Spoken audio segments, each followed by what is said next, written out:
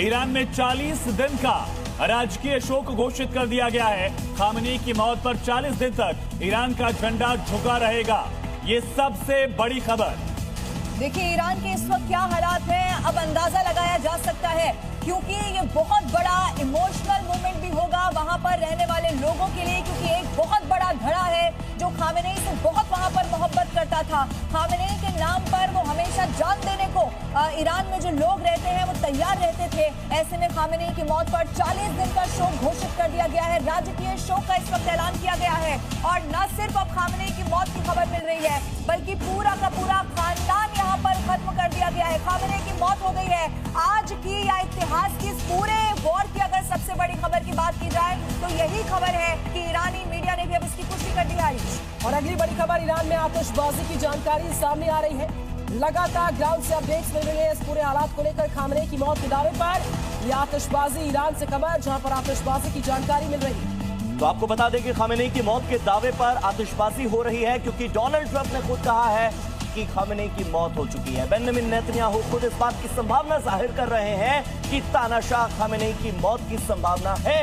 और ऐसे में ईरान के आसमान में एक तरफ जहां ड्रोन अटैक और मिसाइल अटैक हो रहे हैं इजराइल अमेरिका की ओर से, तो दूसरी तरफ ईरान के अपने लोग आतिशबाजी कर रहे हैं, खुशियां मना रहे हैं। इन्हीं खुशियों की तस्दीक करती ये एक्सक्लूसिव तस्वीरें सी न्यूज आपको सुबह सुबह दिखा रहा है। एकदम ताजा तस्वीरें आपको लगातार बता रहा है।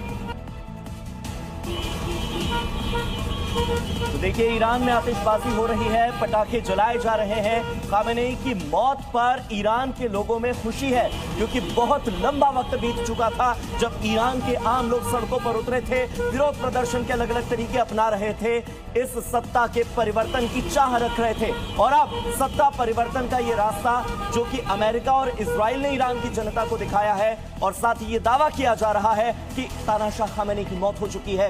इस मौत के दावे के बाद आतिशबाजी हो रही है। ईरान के आम लोगों में खुशी की लहर है। अमेरिका और ईरान के बीच में चौथे दौर की बातचीत का इंतजार था, लेकिन उससे पहले ही ईरान के कई ठिकानों पर इजराइल और अमेरिका ने संयुक्त हमले कर दिए, जिसके बाद महायुद्ध का सायरन बज गया। इसी सायरन की आवाज ईरान में सुनाई दे रही है, और जो बैठकें हो रही थी वो सिर्फ एक छलावा साबित हो रही है। भारत में जब 12 बज रहे थे, उस दौरान इजराइल ने ईरान के ठिकानों पर हमला शुरू कर दिया। इजराइल डिफेंस मिनिस्टर ने ईरान के खिलाफ इसे प्रिमिटिव स्ट्राइक करार दिया है। तेहरान के डाउनटाउन में धमाके के बाद आसमान में धुएं के गुबार उठता दिखाई दिया। अमेरिका और इजराइल ने एक साथ ईरान के कई शहरों पर ताबड़तोड़ मिसाइलें दागी। जो तस्वीरें सामने आई उसमें धमाके और लोगों में अफरा तफरी दिखाई दे रही है। दावा है कि इस संयुक्त हमले में ईरानी परमाणु सेंटर के साथ ही राजनीतिक ऑफिसों को निशाना बनाया गया है। बताया जा रहा है कि हमले की डेट काफी पहले से फिक्स कर ली गई।